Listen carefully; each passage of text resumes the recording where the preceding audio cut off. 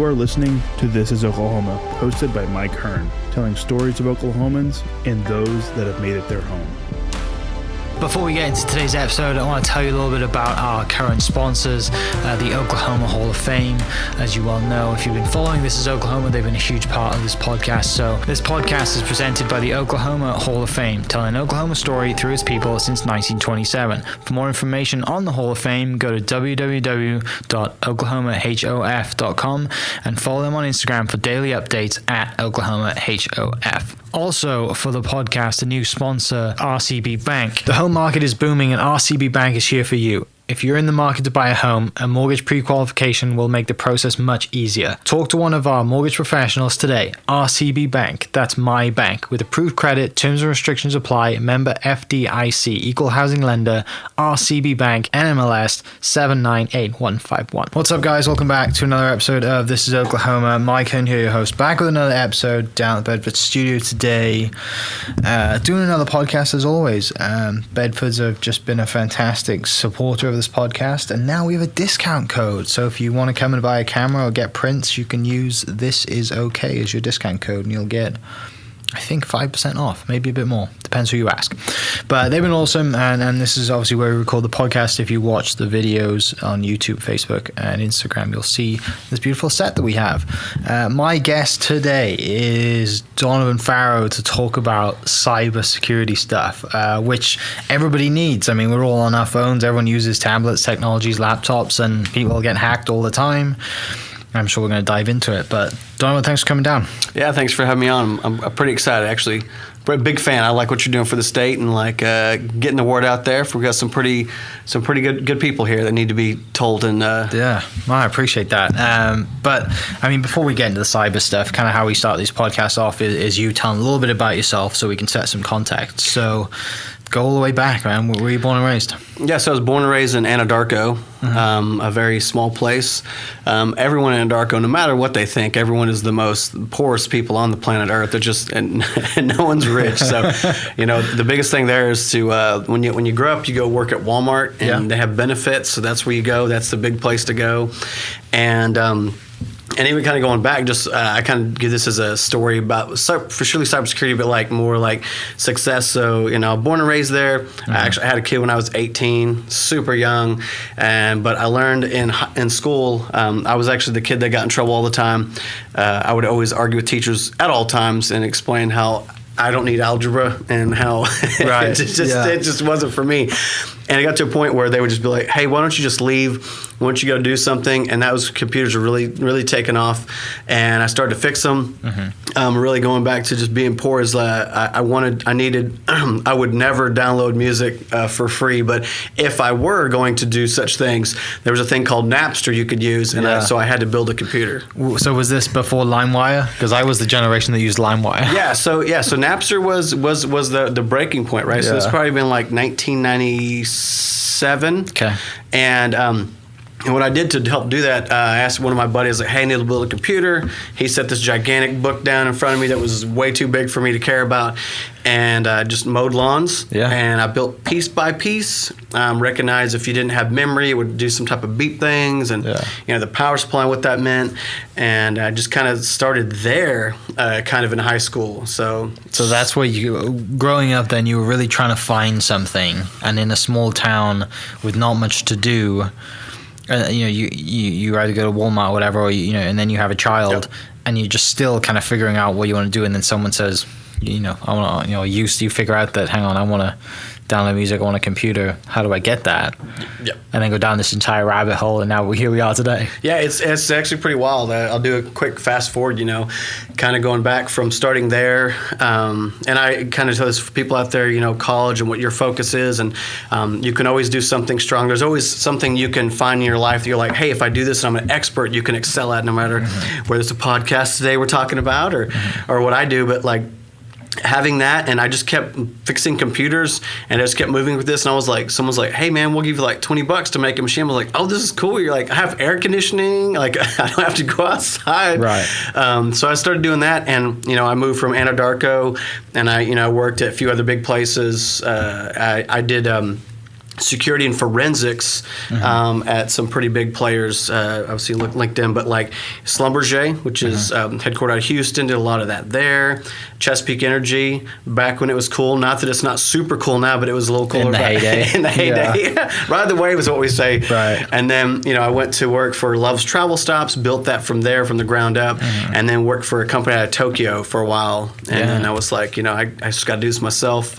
Travel a lot. I've worked incidents all over the globe. Yeah. All the way, kind of bring us all full story to an advanced persistent threat, which is called APT in Germany, to the Philippines, to Mexico, to Canada. Honestly, it's just everyone would just like, hey, like, can you do this? And I would always say yes, even though I had no idea. Right.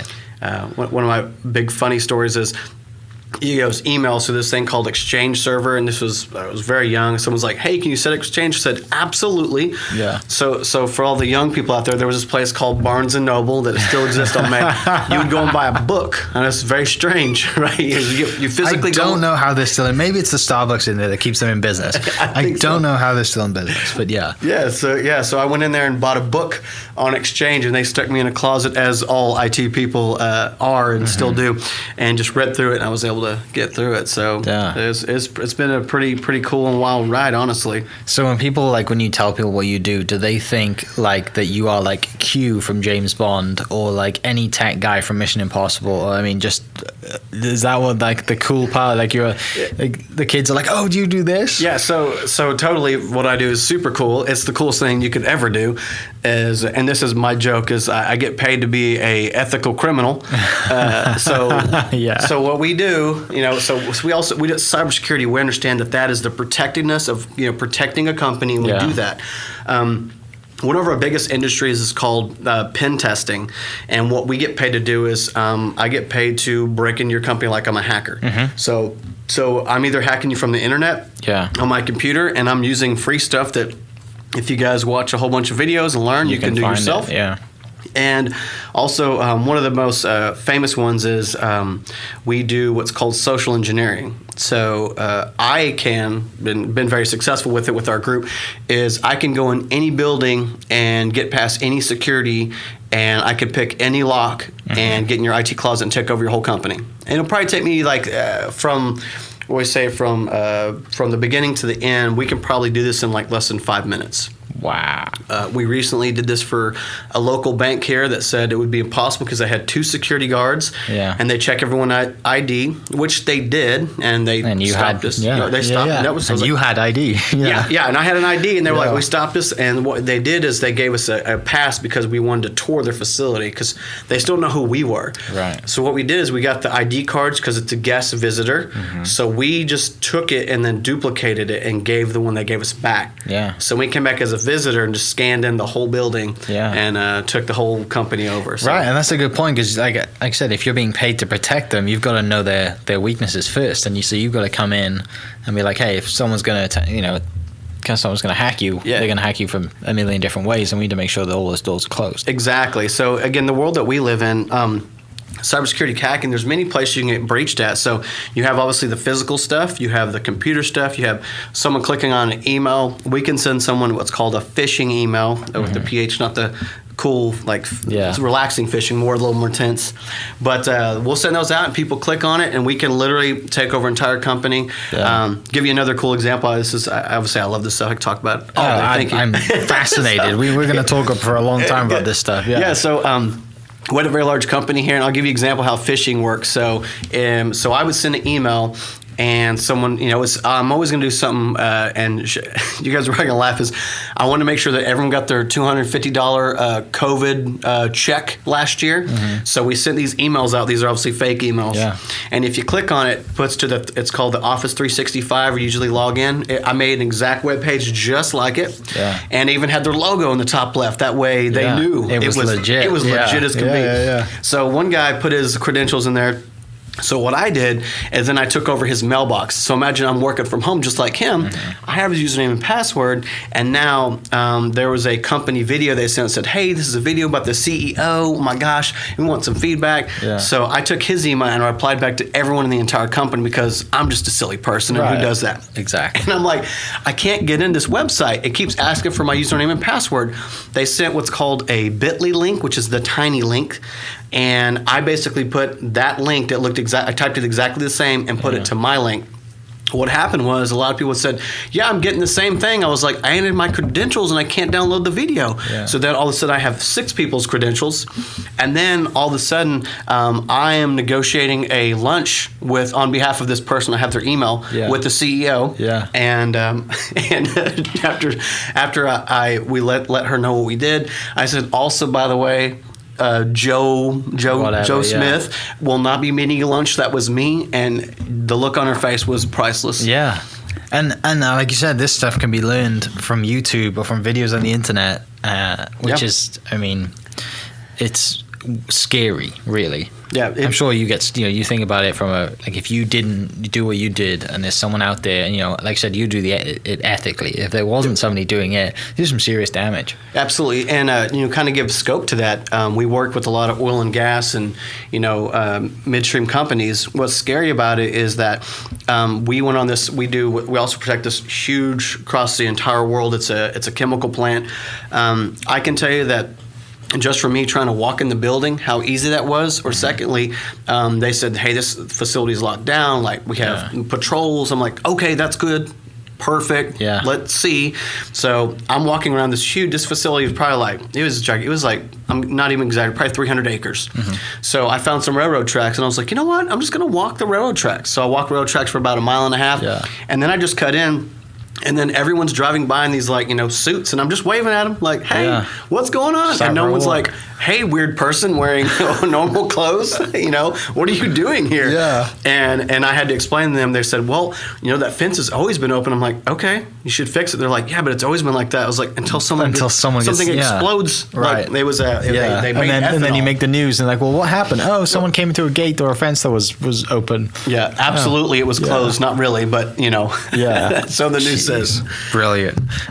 So some of these examples, right? Take us a little bit back then. So you realize that you're good at computers. You start building computers. Yeah. How do you go from there to start work? Do you go to university? Yeah. Like, where's that middle gap that we missed? What happens there? Yeah. So what happened is I never said no to anything. Okay. And what I didn't realize early back in the day, you guys remember when McAfee came out in Symantec? Mm-hmm. It was like, hey, this is a virus scanner and it stops viruses. And I was like, hey, that's kind of neat. And what I found it actually stopped me doing my work sometimes. So I just figured out how to disable it from a lower part of the machine. Yeah. And me knowing networking, like how computers flow on a network, how they're connected. And I did this to fix stuff. Also servers, email, I learned how to fix stuff. And over time, someone would say, hey, we're locked out of this server. Can you get in? I was like, oh yeah, there's this. It wasn't called an exploit. It was called basically a workaround is what we called it. It's a workaround. You have to do this and this USB stick. And I did these workarounds. And then as time progressed, I figured out, I was like, oh, this is called hacking. Like, that's what they're calling this on the news. Yeah, I had no idea it was hacking because I used those techniques to help me facilitate and fix stuff. Gotcha. And it was kind of like, one of those things is, again, my company, when it first started, again, it's 10 years old now, called Alias Forensics. We've since moved to the word aliases. I started that because kind of going to forensics is kind of hand in hand, is people were getting accused of crimes that they didn't do on computers. Yeah. Back in 2008, there was a gentleman who worked for the state of Virginia. His machine was running slow. He brought in the IT guy, and it was riddled of illegal pornography, if that makes sense. And the expert in that case was the IT guy that took it and said, hey, this is illegal. FBI came and escorted him out. He was the president or the vice president of the Boys and Girls Club. He was 2 years from retiring from the state. Just ruining his life. Over. Yeah. It's and over. And he had nothing to do with it. Nothing to do with it. Yeah. So what happened? Everything got removed. Obviously, he got death threats for whatever was happening. Sure. His wife, they moved to a different state. $250,000 later, he found a forensic examiner, digital forensic examiner, and plugged it in the network and showed that it was actually viruses downloading this stuff and distributing it. He didn't know about it. This guy barely knew how to use a computer, and that was when I started doing the forensics, because the IT people involved in that world, and even this may sound wild, and kind of as we kind of scale Dash answer larger than it should be. He almost got convicted for something he didn't do, and the IT person wasn't smart enough to realize what exactly digital forensics was. Gotcha. And since when I started that, I have worked over personally 2,200 court cases. I'm a certified expert witness in state and federal court on behalf of digital forensics and security. And I have worked with and against the FBI, the CIA, Secret Service, OSBI, and all law enforcement pride in the state of Oklahoma. Yeah. Just to follow that trail that only, like you and other skilled people can do. Correct. And brought in because of the skill that you have to find this stuff that your average IT guy probably can't find. Yeah, and it's scary because I can tell you, even as of 2 years ago, I had a guy at a lot, and you can look the case up. I worked it. It's public record, nothing hidden here. He almost got thrown in jail for the rest of his life forever. He worked at Goodyear. Again, this is on the internet. He was there for 18 years. He got accused by the OSBI and the FBI that he was doing something illegal in that manner. We finally went to hearing. He lost his job, his pension. He worked at 7-Eleven. Nothing wrong with that. Just saying where he was. He was there for 20 years, and he actually got his case. He got released because they collected data incorrectly. Wow. And you talk about this guy's, his life was over. Yeah. He even told me he got death threats, and what the news went back, and they just cut his face out of the news article. Yeah. It's crazy. Jeez. You're right. I mean, it's so easy for someone to do that to you. Yep. It's and obviously the people that you would think like the first example you gave is people in power, of people who like they need to get out of for any reason or whatever it is. I mean, and it's not that I would say this law enforcement or any entity is like bad or anything. I'm not saying that. I'm just saying we're all human. Yeah. And we're all make mistakes. Yeah. And you can ask. I mean, myself, my team, and also the law enforcement, we actually have that respect for each other. They know that I'm not. If someone's guilty, it's easy peasy. I don't know, like 5-10 minutes, easy. But if it drags out, like there's something wrong there, and to kind of be a part of that, to be something bigger on the defense side. And we work a lot with people who can't afford attorneys. That's kind of where we started. You can't. You guys know that one. If you can't afford attorney, one will be provided.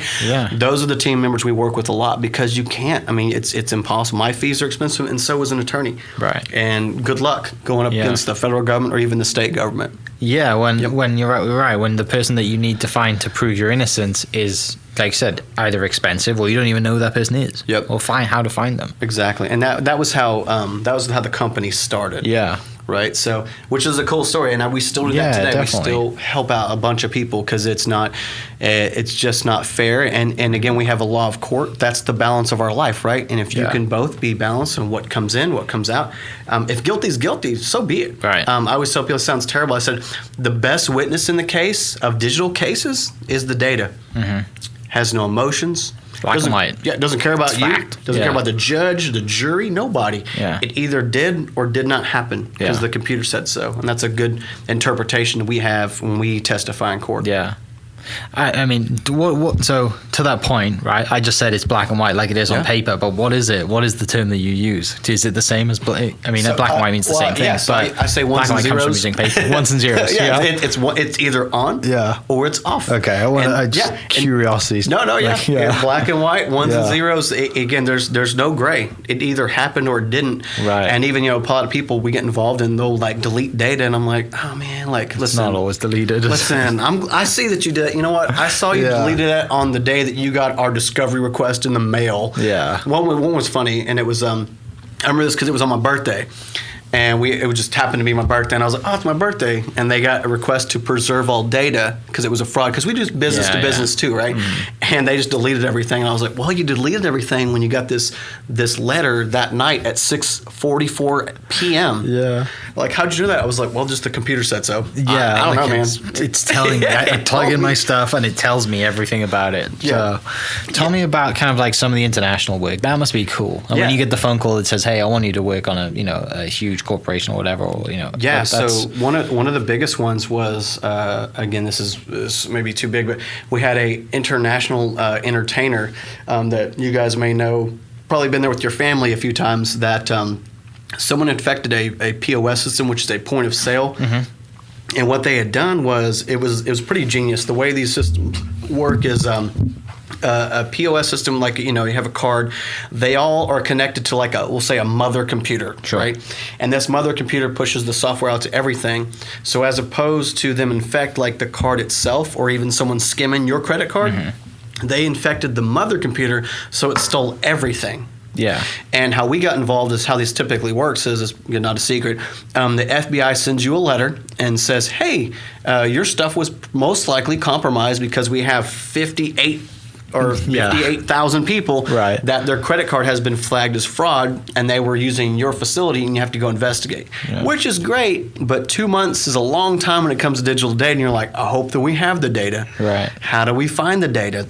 And you kind of go back, and that was a good kind of follow-up is forensics is what happened on the computer. Well, what you're talking about right now is called incident response. Gotcha. IR. And it's, Donovan, I had to approach a while back. A client said, well, if you can figure out what happened on a computer, can't tell me what a hacker did? I'm like, yeah, I guess I can. That makes sense. Yeah. I mean, I can tell you what they loaded on the machine, what it does, where it went. And that's like a different kind of service, cybersecurity, because now we're protecting facilities, and we've done this quite a bit. I can tell you the incident responses. You guys may be familiar with the word ransomware. If a company gets ransomware, I have personally talked to and debated with hackers online, and been hey, I'm just a new IT guy trying to get this, and they're like, we know how many computers you have. And I'm like, no, you don't. You have no idea what you're talking about. So I've negotiated with those because sometimes people want to pay it, sometimes people don't. Right. And one time we did have from a post online, I read a story about a guy who did something to a person that was holding someone ransom. Is they weren't giving them the keys, so they just started to send them 10,000 email messages every minute. And what this Reddit post said is they said, hey, we want our keys, or we're just going to keep sending you email. And the hacker said, well, if you keep doing this, we're not going to help you. So again, what happened was they sent them so many email messages, their campaign, which was to rip people off, was collapsed. Again, I read that online. It's a good story. Jeez. So I'm sure there's so many of these. A Wild West. It's a Wild West. And, a lot of people are like, even, FBI rightly says, don't pay them because it could, it's, international crime, and it is, until you have maybe last year, we worked with a multi-billion-dollar energy company that is about to lose $1.8 billion, and they don't have access to their data. Wow. I mean, maybe 150 grand doesn't sound too bad. No, it doesn't. Yeah. Right, to save you that, especially when you're talking on that scale. It's. Yeah, so it's pretty dicey. Obviously, we have massive NDAs on all of that. Sure. But, it's a weird world, and it's actually good to make sure that Oklahoma, and we're kind of in the Midwest right now, to build this. I can tell you that we had a little bit of people that did it here earlier, but from my team, Alias, man, we have expanded significantly in the cybersecurity world. To help protect assets. I'm born and raised here. I got 4 kids, and as I always said, I want my kids to be here. I want them to have a life that not being taken away by outside influences. So it's pretty amazing industry, and honestly, we're if there's very little, we might be the only ones, but truly leaders for the state in cybersecurity. Yeah. So to that point then, being, like I said, born and raised here and having the, 10, 11 years in the business and being in Oklahoma City and having that kind of I'm sure that, like you've traveled all over the world, right? I'm sure there's so many places that you think, I would love to be here, or I could have gone somewhere else to work. Why'd you stay in Oklahoma City? Man, that is a really good question, because, listen, when I was working for the company out of Tokyo, it was pretty cool. I'm not going to lie. Right, yeah. But Oklahoma's wonderful, but Tokyo is pretty cool too if you haven't been there. So Tokyo and Germany, Mexico, and Calgary, I was there a lot. So it's kind of one of those things. It's funny is I worked for international global companies, and I'd come in there and they'd be like, "So where you from?" And it depends on like how many bourbons I've had. You know, when you're talking about Right, draw yeah, comes yeah. out. You know, I'm talking about a lot of Oklahoma people starts to develop. Yeah. It's the same with me with my accent from the UK. Yeah, right. It's you get have a few drinks. Get it's some game Boddingtons over. in there. Yep. You know, start. Yep. Game over. Yeah, it is. Yeah. So, and they're just like, so where you from? New York or California? I'm like, I'm from Oklahoma, and they're like, do y'all have running water? I was like, about a year and a half ago. And we have Wi-Fi. Yeah. We have Wi-Fi. It's slow. It's slow. It's a little faster than dial-up now. I thank you for asking. But to see people, I mean, it literally was. They called them. They talked. I mean, they don't know, right? Sure. They talked natively about Oklahoma. They literally called it flyover country. I always thought that was like a hoax, but they called it flyover country because there's nothing here. Right. Technically, to their eyes, right? And I really was. I made their heads explode when I told them I skeet shoot. They're like, wait, with like real guns? I was like, yeah, like a shotgun. They're like that. Their heads explode because I'm talking to people that are hardcore San Francisco people. Yeah, I can tell you that yeah. there are huge, probably 12 huge companies there that I have worked for specifically to help protect them for incident response and security. Like I did that myself. And for them to know that Oklahoma has a talent pool like that, their heads kind of explode. So it was kind of like, the East Coast, West Coast, other countries just weren't really for me because I knew that, born and raised here, my family's been here forever. I could go back for generations. They were here way before a lot of people were sharecroppers. And to build something here, honestly, would have been easier for me than in San Francisco. I proudly, because I don't understand money, I'm not a money guy, my company has zero debt. I literally started my company with $40. Still have no debt. I'm a cash guy. I don't understand. I know what plus and minus is. Yeah. Take that, algebra teachers. Just kidding. Full circle. Just kidding. But like I know like you can spend so much and you can't, right? So Oklahoma was and I work with a lot of great people, at Chesapeake Loves and Schlumberger. Like there's a huge talent pool and people want to stay here. If they lose, we lose them, they go to Dallas. Yeah. And we actually have a branch in Dallas now, so I was able to get them too. But the talent pool is major, and honestly, it's affordable for me. For me to hire someone here, we pay people really well. I just throw it out there, like our, decent people, and I only say this because I want everyone to come work for me. Of so course. if you're looking at, those jobs are definitely high end. You look at our website, anywhere from 70 to 150 grand a year in cybersecurity, depending on your experience. It's great to take that money and shove it back into the state because, it's a pretty cheap place to live. Yeah. And I can live quote unquote in the country, but I can drive 24 minutes to the big Oklahoma City, right? Yeah. Everything around you is 20 minutes. Yeah, you're right. It's always 20 minutes. And that was kind of my thing. I do travel a lot. We still travel a lot, so I was able to kind of balance book. I love traveling all the world and kind of experience that, but at the same time having roots here, which is a little more grounded. Yeah. And reality is heavy here. From where I've been. I always say there's a lot of people in the world that live the Instagram life. That's not real. It's not real. And to kind of start from the ground up, like literally from the dirt in Oklahoma to build something takes a lot of willpower, and people want you to succeed here. They really do. And, kind of go into that, and I'm just kind of moving in, is we were able to, and the state was able to see it. We were able to win a very large contract with the state of Oklahoma. You guys can look that up online. Very proud of that. And from that, it's a win-win. It's my job, what I always wanted, to make a security company. And don't get me wrong, oil and gas is great. But man, you guys ride that wave. Like, I would love for people to be like, man, Oklahoma? Yeah. Dude, that's where we get cybersecurity people. Yeah. That's the place. I want to build a legacy. I want to build a new industry in Oklahoma. And the state of Oklahoma granting us that wonderful contract, you pay state dollars.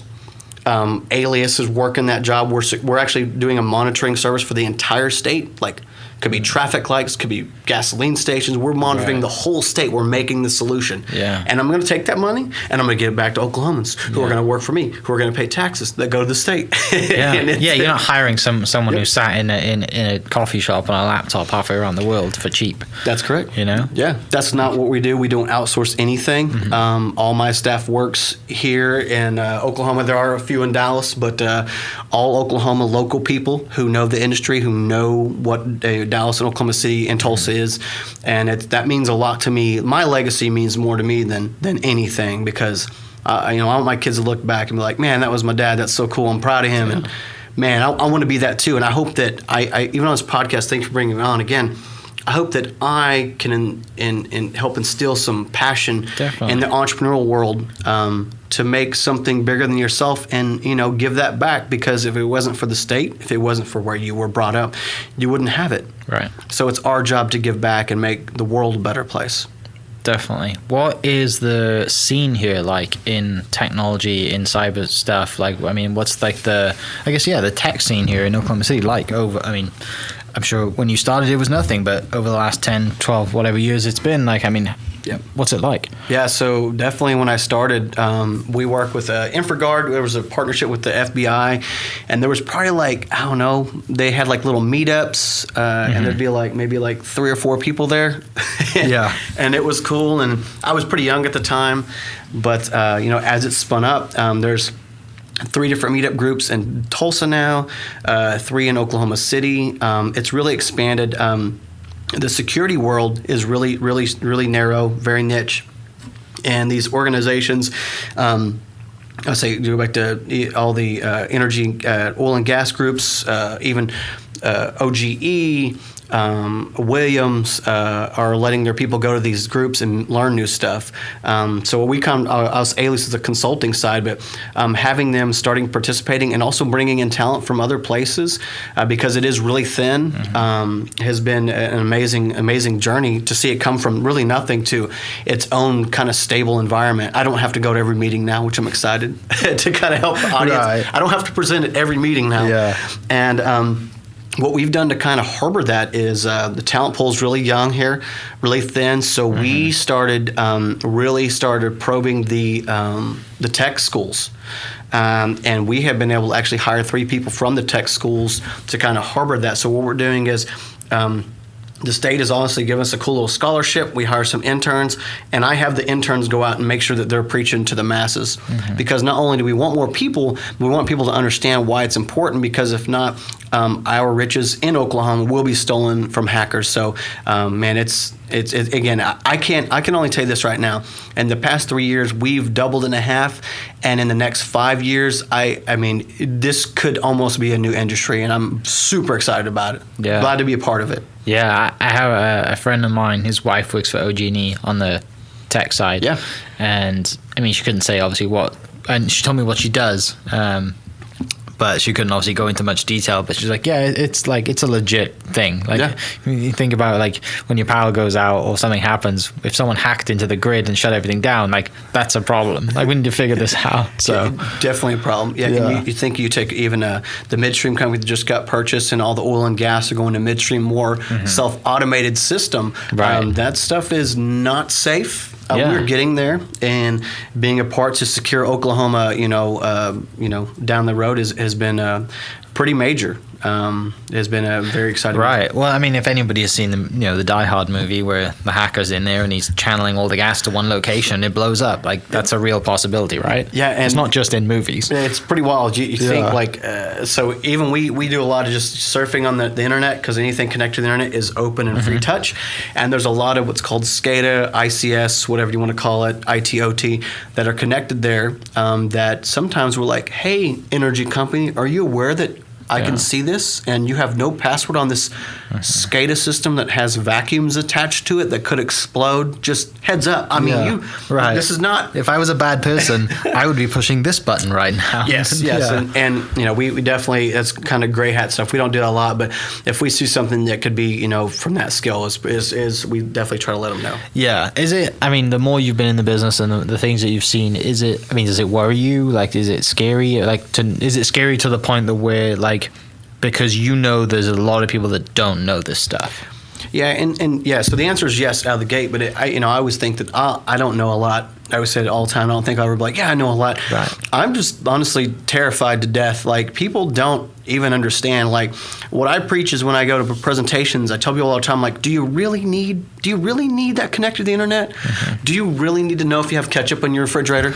Like, do you really need to turn your washer with your cell phone? Like, that's the craziest stuff I've ever heard. I'm like, we don't need that. It sounds fun, but like, I'm telling you, like, I'll give it one more year, tops.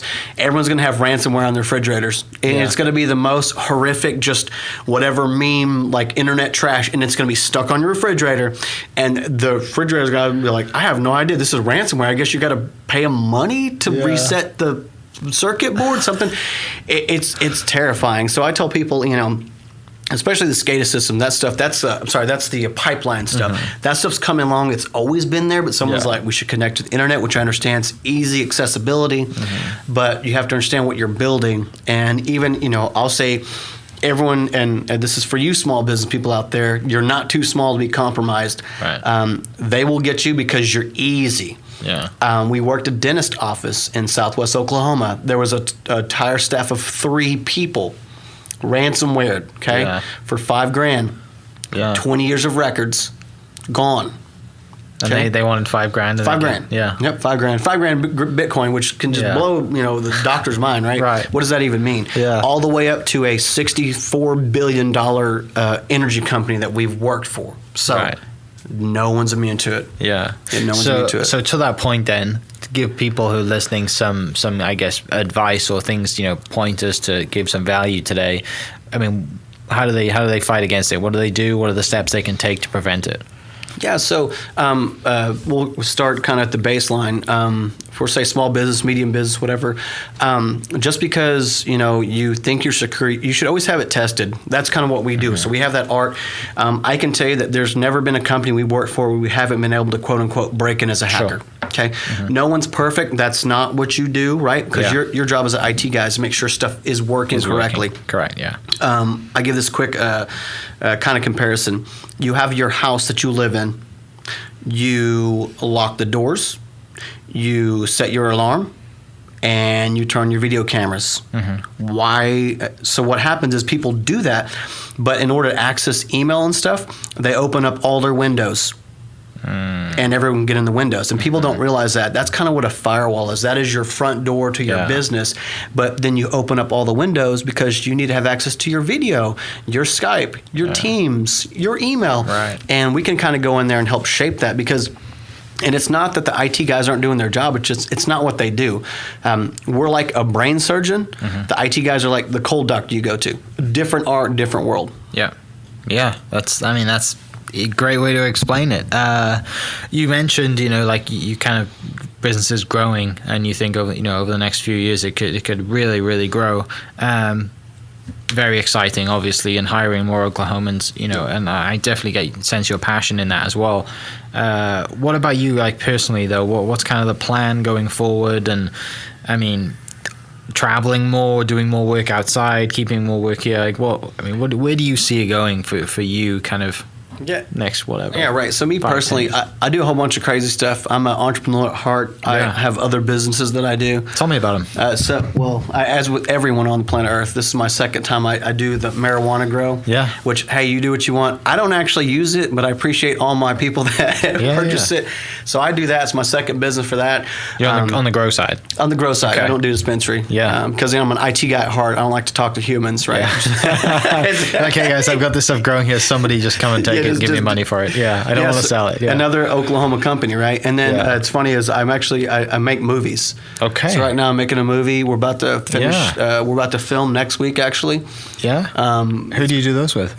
I'm the executive producer, right? So you contract out all everything out and actors and everything. Yeah. We're gonna do the 48, which is the 48-hour production thing. We're gonna do that one. We're entered in that one. Yeah. And then it's called the Unintended Sequel. It's basically a horror film. It's fun for me. bringing a whole bunch of Oklahoma people. We have one girl, I'm not going to say her name, but she was on the Face Off the Sci-Fi thing. She's going to do the costume and makeup, which I was excited to see someone in Oklahoma be on that. Right. So I wanted to get her involved because anyone in Oklahoma, again, going back to that, I wanted to be successful. Oklahoma will be a movie state soon. It already is. So I'm kind of not really hopping on that train, but it's exciting to see. All the politicians always talk about it, but it's kind of nice to see someone actually making sense. People are wanting to come in, like the Leonardo DiCaprio out at Bartlesville, whatever that movie was, and then Stillwater, Kills the Fire Moon, everybody out there, and then the new. I haven't seen the Stillwater one yet. It's just come out, right? Yeah, correct. Yeah. And then the one with the native kids, Reservation Dogs, out of Mogi, which is great. So I have there's a podcast that I did a couple of months ago. It might be a few months ago now. It's been in the editing bay for a long time. We've been going back and forth, but the guest was in Reservation Dogs. She moved here, grew up in California, went to Florida, learned makeup stuff, was doing makeup on sets, and then she got into being a female stunt woman. Nice. And she's an absolute badass. Like, rides motorcycles, drifts cars, but she's in the bar scene where like she's basically like the guy's telling stories about how many people he knocked out, and then she's one of the people that gets knocked out. She like runs towards him. And it's hilarious. But that podcast will come out soon. Perfect. With Krista, and well said. It's exciting to see anything that I don't know. I'm so Oklahoma driven, but there's so much talent here, and it's super untapped. And to be a part of any of that industry, if people say, Don was part of, because I had probably one of the first grows and all that stuff because that's fun, and then like cybersecurity and the movies, like just to build something bigger than myself, and maybe one day I'll make it to a book. I don't know. And a lot of opportunity too, right? And you kind of like it seems like being in cyberspace, you kind of have your, forensic tentacles, let's call them, everywhere. You see what's coming, you see what's popping. And in Oklahoma, it seems very easy to start a business, regardless of what it is, right? Like you said, you don't necessarily, care for people who are not careful, but you don't necessarily do the smoking thing, but you grow it because that's a huge opportunity here at the moment. Exactly. And the movie business too. Yeah, and to use, I appreciate getting paid for all my services as well, but like it's cool to have that because all I'm going to do is, as a serial entrepreneur, I'm just going to reinvest that back in another company and make it something bigger and something that people can be a part of because it's, again, I don't understand investing, and like a lot of oil and gas, they get a lot of investment company. I don't have that, but for me to be able to push that and provide that to other people, and it's just, it's all around good. Just, good sense for myself and the community and other people so they can have something bigger than themselves. Right. A lot of tech guys that kind of you see or have heard, or even personal friends that I know that are in tech, a lot of them like fancy things like cars. You don't seem to strike me as a person that like you didn't roll up here like as some tech person who's in a Lamborghini or whatever. I didn't. You did the Oklahoma thing and rolled up in a Raptor. That's right. So that was my first. I would call my first dumb thing I bought was a Raptor. Yeah. But that was, other than that, like I don't really. I'm just a big reinvestor. I'm a very simple person, coming from where I came from to again my folks and their own thing. Like I was the one that had the car in the family. I started at Brahms, right? So I flipped burgers. Shout out Oklahoma company. There you go, right? Yeah. So I started at Brahms flipping burgers and making computers. So that was my first real job, coming from that. And, I'm just trying to save for the future. I don't know. Other people see money differently than me. Everyone sees, like, not everyone. A lot of people are like, hey man, I have this $20 and man, I'm gonna do something with this $20, and I'm like, I don't really know what I'm gonna do with that. I'm just gonna hold on to it. I'm gonna wait because I don't see money as money. I see money as a number to get something accomplished. Is not that so much a product of your upbringing then?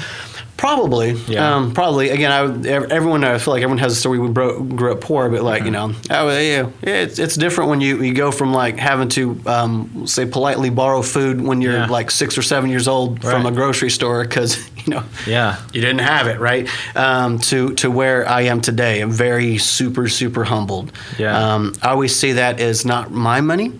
I see that as, whether you're into it or not, kind of a gift, religiously. And I need to be a good steward of such. because that is not mine, as a gift. And I always try to always remind myself that what can you do with that money, like you just said? Yeah. How can I enrich others? Yeah, it's that's not about really me. really cool. Yeah. Because like I said, a lot of people. I mean, there's plenty of stories out there. People listening might know that one person in their town who got rich and left and never came back, and they never wanted to see the light of day of that town ever again. Yep.